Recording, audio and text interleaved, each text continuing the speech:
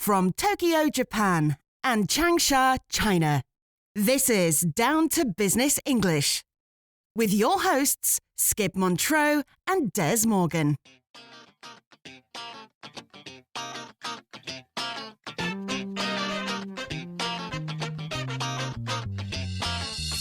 Dez Morgan, great to be back with you. Skip, where in the world have you been? You completely dropped off the map.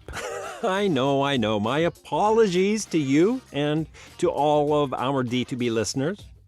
Due to circumstances beyond my control, I was not able to get behind the microphone for a little while. Circumstances beyond your control? What happened? I had a full-blown technological meltdown. You mean your computer died? Exactly. My main laptop, or the one I use to record, edit, and produce Down to Business English, it completely crashed. Oh, what a nightmare. So you've finally got yourself a new one? Not exactly, but I have managed to cobble together a workable solution, and I am back in business. And not a minute too soon. There have been major business stories breaking out almost every day. It seems like tensions over global trade are heating up again. Indeed they are. But rather than looking at tariffs or trade wars today, I want to focus on something at the heart of modern technology: rare earth minerals. Rare earth minerals? You mean those elements that are essential for making electronics? That's right. And they're not just for electronics. They are critical to everything from electric vehicles to missile guidance systems. They sound like a pretty big deal. They really are. So let's do it. Let's get D2B down to business with rare earth minerals explained.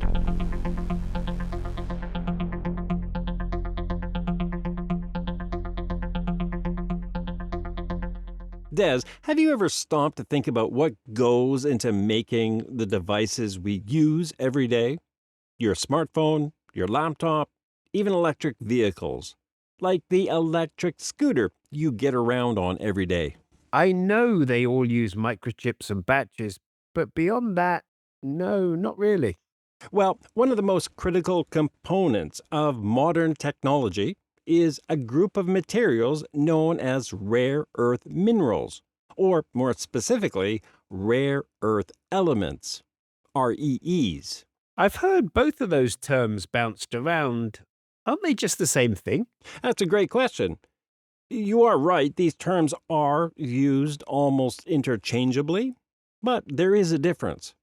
Rare earth elements, or REEs, are individual metallic elements used in devices, like neodymium, dysprosium, and lanthanum. And rare earth minerals? Rare earth minerals, or REMs, are the mineral compounds that contain REEs. When these minerals are mined from the earth, the rare earth elements have to be extracted through a complex chemical and refining process before they can be used in manufacturing. Ah, so REEs are the elements themselves, and REMs are the raw materials they come from. Exactly. And these minerals are rare, so commonly difficult to find? Actually, no. Despite the name, these elements are not that rare. In fact, they are widely distributed in the Earth's crust. So why are they called rare then? Well, the problem is REMs are rarely found in high enough concentrations to be easily mined. Extracting them is expensive and often comes with environmental concerns. Okay, so they're not that rare. But if they're such a big deal, they must be pretty valuable. Can you give us some specific examples of what REEs are used in?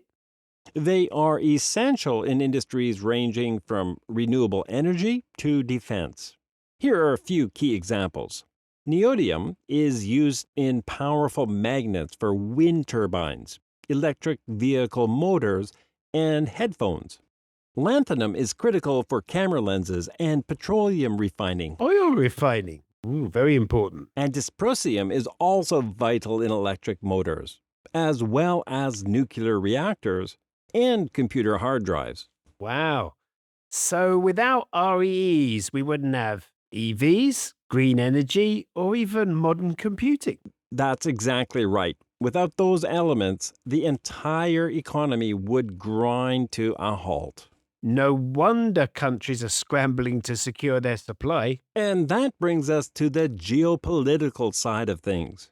The global supply of REEs is highly concentrated, with one country dominating the market. Let me guess. China? Bingo! China produces about 70% of the world's rare earth elements and refines around 85% of the global supply. So if China controls most of the refining process, they can essentially decide who gets access and who doesn't. Exactly. And they have used that as a political tool in the past. In 2010, China restricted exports of rare earths to Japan after a diplomatic dispute. In 2023, they imposed export controls on gallium and germanium, two critical minerals used in semiconductors. Sounds like rare earth is a powerful bargaining chip. It is. And this has made the US, EU, and Japan very nervous. They don't want to be too dependent on China, so they are investing heavily in securing alternative sources. Are there any viable alternatives? There are, in fact, alternatives, but they come with challenges. Some of the key players looking to break China's hold include Australia and Canada, who are ramping up mining operations to supply Western markets. The U.S., too, is investing in domestic REE production and refining to reduce their reliance on imports. It sounds like all of those options are expensive or time-consuming and certainly come with some major environmental concerns. And that is the challenge. How do we secure a stable supply without causing long-term environmental damage? This is where recycling could play a major role. Recycling? Yes, some experts believe that recycling existing rare earths could be part of the solution. So what does the future look like? Will we see rare earth elements becoming the new oil? Possibly. Demand for REEs is skyrocketing, and whoever controls them controls the future of technology. The US and EU are pushing policies to boost their domestic mining and refining. China may tighten controls even further, forcing Western nations to find new solutions. And recycling may be key to making REE supply chains more sustainable. Sounds like the next big economic battlefield. It really is. Economies that can secure a steady supply of REEs will have a major advantage in the high-tech industries of the future. And on that note, I think it's time for us to get D2V down to vocabulary.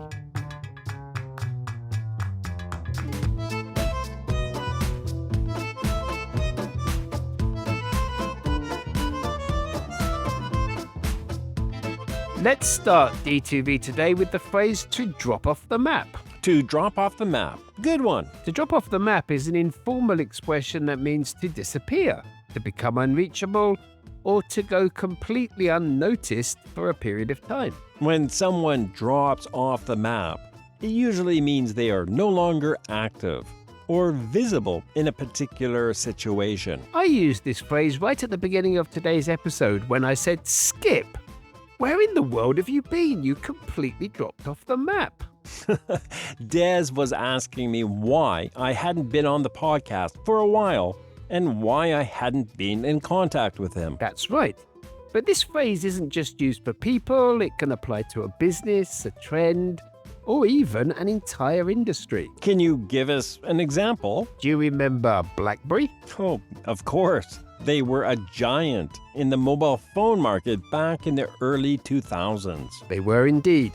Every business person had a BlackBerry. But when Apple and Android and smartphones took over, BlackBerry simply dropped off the map because they didn't keep up with industry trends. Great example. Next up on D2V, we have the verb to extract. When you extract something, you remove it from its source or its original location.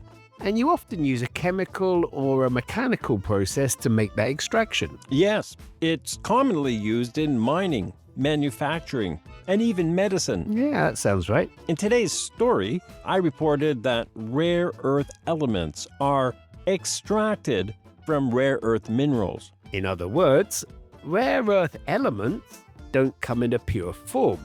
They have to be removed from the minerals they're naturally found in. Can you give us some other examples using extract, Des? Sure, crude oil is extracted from underground, and gold is extracted from ore through a refining process. Excellent examples. And it's not just used for physical materials either. You often hear about data extraction. Right. Extracting data from a database. And in medicine, a dentist might extract a tooth. Something I, unfortunately, have had a lot of experience with over the last couple of years. Oh, that's right. How are the new teeth doing, Skip? They're doing the trick. Good to hear it.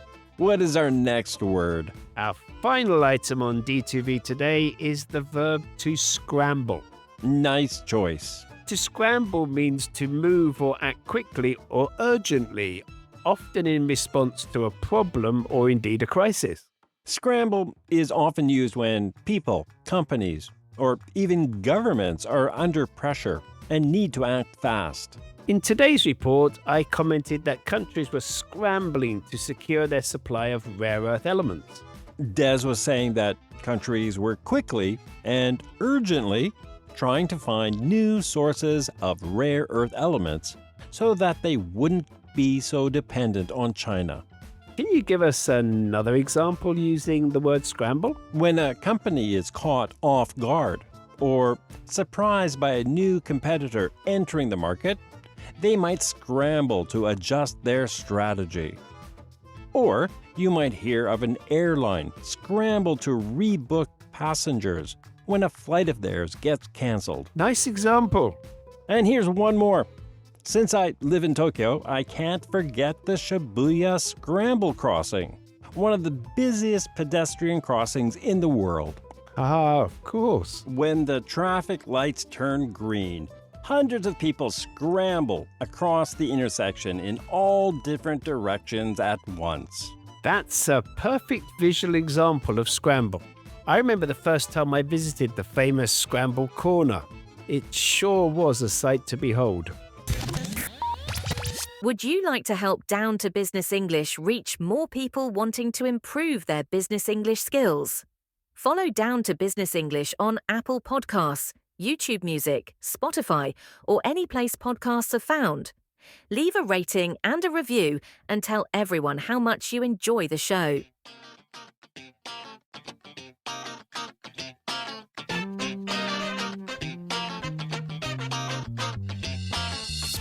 Thanks for that report on rare earth minerals, Skip. That was really insightful. My pleasure, Des. Rare earth minerals and elements will be making more headlines in the business world in the coming months. Absolutely. So, understanding what they are is more important than ever. D2B members and Apple Podcast subscribers, the bonus vocabulary for today's episode will be released very shortly. The words and phrases we will focus on will be at the heart of something, a component, to be a big deal, to be critical, and to grind to a halt. So, D2B members, keep an eye on your members-only RSS feed for that episode. If you haven't already, be sure you have copied your exclusive members-only URL from your membership account on the D2B website and have pasted it into your favorite podcast app. And Apple Podcast subscribers, you don't need to do anything. The bonus D2V episode will appear automatically in your Apple Podcast app as soon as it drops. And for those of you who are not D2B members or Apple Podcast subscribers, what's stopping you? You can become an Apple Podcast subscriber by just visiting the Down to Business English show page in the Apple Podcast app and tap subscribe. As an Apple Podcast subscriber, you get all the bonus vocabulary episodes as well as the exclusive members-only episodes. It even comes with a free 7-day trial. And if you would like full access to everything Down to Business English offers, not just the bonus episodes, consider becoming a D2B member. As a member, you will get all of our bonus episodes, access to our interactive audio scripts, and our complete library of PDF transcripts. Just visit d2benglish.com/membership and sign up today. That's English.com/membership. Thanks for listening, everyone. See you next time. Bye-bye. Have a comment or question about today's show? Don't be shy. Visit the D2B website or Facebook page and post any comments or questions there. Skip, Des, or Samantha will be sure to leave a reply.